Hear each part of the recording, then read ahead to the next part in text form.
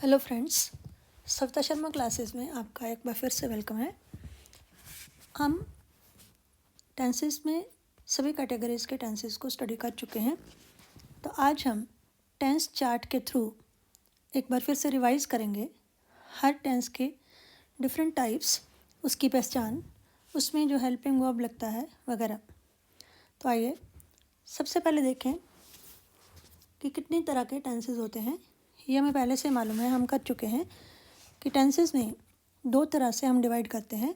एक तो टाइम के अकॉर्डिंगली, और टाइम के अकॉर्डिंगली हमारी तीन कैटेगरीज आती हैं, प्रेजेंट, पास्ट और फ्यूचर। और अगर एक्शन के हिसाब से हम डिवाइड करते हैं तो चार कैटेगरीज हैं, इंडेफिनिट, कंटिन्यूअस, परफेक्ट और परफेक्ट कंटिन्यूअस। प्रेजेंट, पास्ट और फ्यूचर तीनों प्रकार के टेंसेस के चार चार सब पार्ट्स बन जाते हैं, जैसे present indefinite, present continuous, present perfect, present perfect continuous, इसी तरह से पास्ट और फ्यूचर में। तो आइए आज हम एक एक टेंस को शॉर्ट में स्टडी करें और रिवाइज करें कि आज तक हमने क्या किया है। सबसे पहले बारी आती है प्रेजेंट इंडेफिनिट टेंस की। इसकी पहचान के लिए ता, ते, ती और उसके साथ में है, खाता है, पीता है, जाता है वगैरह, वो खाना खाता है, हम नहाते हैं, हम पढ़ते हैं, इस तरह के वाक्य प्रेजेंट इंडेफिनिट टेंस की कैटेगरी में आते हैं। उसमें वर्ब की फर्स्ट फॉर्म का यूज़ होता है और एफर्मेटिव सेंटेंसेस में वर्ब की फर्स्ट फॉर्म के साथ एस या ईएस लगता है अगर आपका सब्जेक्ट थर्ड पर्सन सिंगुलर हो। और हेल्पिंग वर्ब के लिए नेगेटिव सेंटेंसेस में डू नॉट या डज नॉट, इसी तरह से क्वेश्चन में भी डू या डज का यूज़ होता है। तो वहाँ पर थर्ड पर्सन सिंगुलर सब्जेक्ट के साथ आप डज लगाते हैं और उनके साथ आप डू लगाते हैं। उसके बाद अगर हम पास्ट इंडेफिनिट की बात करें, उसमें सेंटेंसेस के एंड में लिया, दिया, आया, गया होता है। जैसे हम बाज़ार गए, उसने मुझे एक गिफ्ट दिया, मैंने उससे पैसे उधार लिए वगैरह। तो इसमें वर्ब की सेकंड फॉर्म का यूज़ होता है, लेकिन नेगेटिव सेंटेंसेस में डिड नॉट के साथ वर्ब की फर्स्ट फॉर्म आती है। इसी तरह से इंट्रोगेटिव सेंटेंसेस में भी हेल्पिंग वर्ब डिड यूज़ होती है और वहाँ पर भी वर्ब की फर्स्ट फॉर्म। उसके बाद बारी आती है फ्यूचर इंडेफिनिट टेंस की। इसकी पहचान के लिए जिन वाक्यों के अंत में गा, गे, गी होता है, जैसे मैं बाज़ार जाऊंगा, हम कल पुस्तक खरीदेंगे, हम कल कक्षा में जाएंगे वगैरह, तो इसमें हेल्पिंग वर्ब के लिए विल या शेल का यूज़ होता है और वर्ब की फर्स्ट फॉर्म प्रयोग में आती है। फर्स्ट पर्सन आई या वी, उन सब्जेक्ट्स के साथ नॉर्मली हम शेल लगाते हैं और उनके साथ विल लगता है। तो ये थे इंडेफिनिट टेंस में प्रेजेंट, पास्ट और फ्यूचर। अब बारी आती है कंटिन्यूस टेंस की। तो सबसे पहले प्रेजेंट कंटिन्यूस टेंस।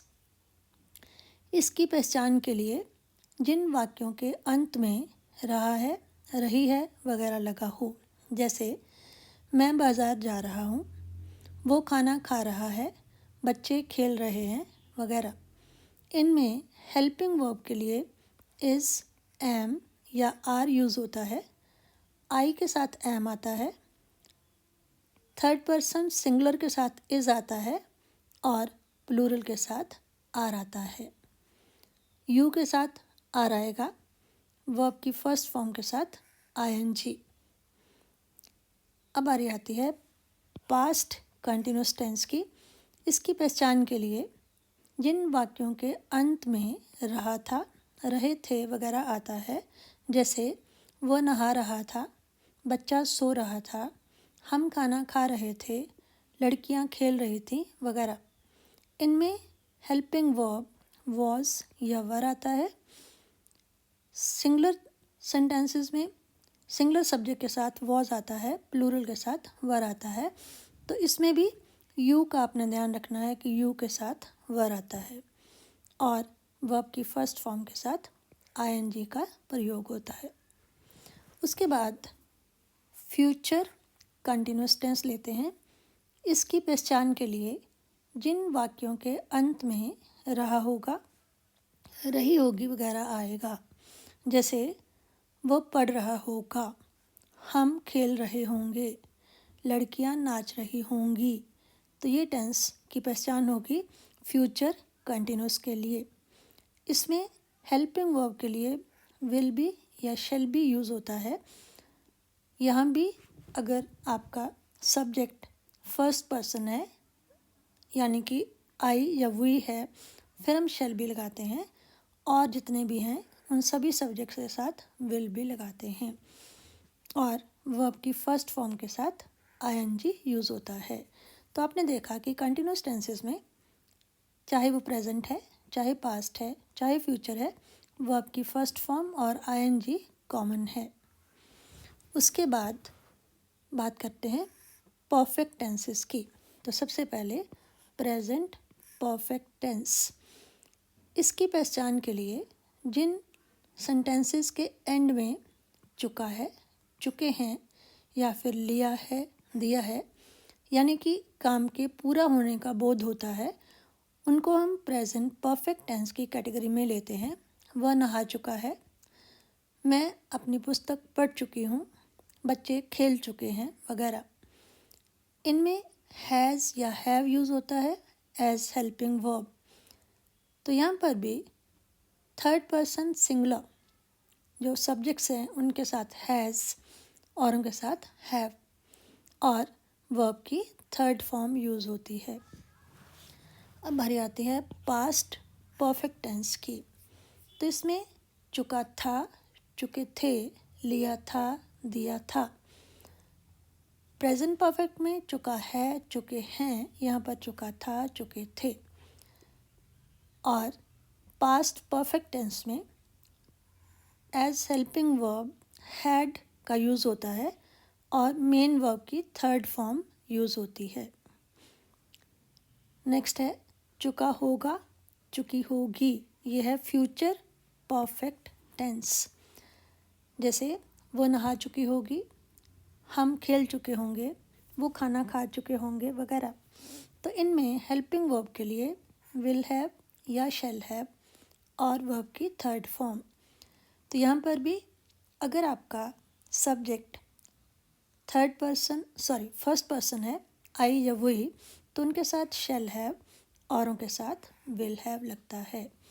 तो परफेक्ट टेंसेस में आपने देखा कि चाहे वो प्रेजेंट टेंस है, चाहे पास्ट है, चाहे फ्यूचर है, तीनों में मेन वर्ब की थर्ड फॉर्म यूज़ हो रही है। लास्ट कैटेगरी है परफेक्ट कंटिन्यूअस टेंसेस की। तो सबसे पहले प्रेजेंट परफेक्ट कंटिन्यूअस टेंस। इसकी पहचान के लिए रहा है, रही है, रहे हैं वाक्यों के अंत में आता है और उसके साथ समय इम्पॉर्टेंट है, टाइम का रेफरेंस से के साथ। जैसे मैं 5 बजे से पढ़ रही हूँ, वो 4 बजे से खेल रहे हैं वगैरह। इसमें हैज़ बिन या have been helping verb use होती है और वर्ब की फर्स्ट फॉर्म के साथ आईएनजी आता है। तो इसमें यहाँ पर हैज़ बिन कहाँ लगेगा? थर्ड पर्सन सिंगुलर सब्जेक्ट्स के साथ और उनके साथ हैव बिन। और सिंस या फॉर का यूज़ होता है टाइम के लिए। यहाँ पर तो फिक्स पॉइंट ऑफ टाइम हो, वहाँ पर सिंस, जैसे since 5 o'clock, since 1960, since morning. और यहाँ पीरियड ऑफ टाइम हो, अवधि दी गई हो, जैसे 2 घंटे, 4 घंटे, वहाँ पर फॉर लगता है। For 2 days, for 5 hours, etcetera. उसके बाद पास्ट परफेक्ट कंटिन्यूअस टेंस। इसकी पहचान रहा था, रहे थे और समय और साथ में से, समय के साथ से का प्रयोग। जैसे वो 5 घंटे से पढ़ रहे थे, हम सुबह से नाच रहे थे। तो इसमें हैड बिन आपकी हेल्पिंग वर्ब की फर्स्ट फॉर्म के साथ आईएनजी और सिंस या फॉर का use. Last category future perfect continuous tense. इनमें जिन वाक्यों के अंत में रहा होगा, रही होगी और साथ में समय दिया गया होगा वो होंगे फ्यूचर परफेक्ट कंटिन्यूअस के सेंटेंसेस। जैसे वो 5 दिन से यहाँ आ रहा होगा, मैं 2 घंटे से पढ़ रही हूँगी। तो इस तरह के वाक्य जो हैं वो फ्यूचर परफेक्ट कंटिन्यूअस टेंस की कैटेगरी में आते हैं। इनमें हेल्पिंग वर्ब के तौर पर विल हैव बिन या शैल हैव बिन लगाते हैं। यहाँ पर भी वही है कि फर्स्ट पर्सन के साथ आप शैल हैव बिन और बाकी जितने भी हैं उनके साथ विल हैव बिन। वर्ब की फर्स्ट फॉर्म के साथ आईएनजी और सिंस या फॉर का प्रयोग।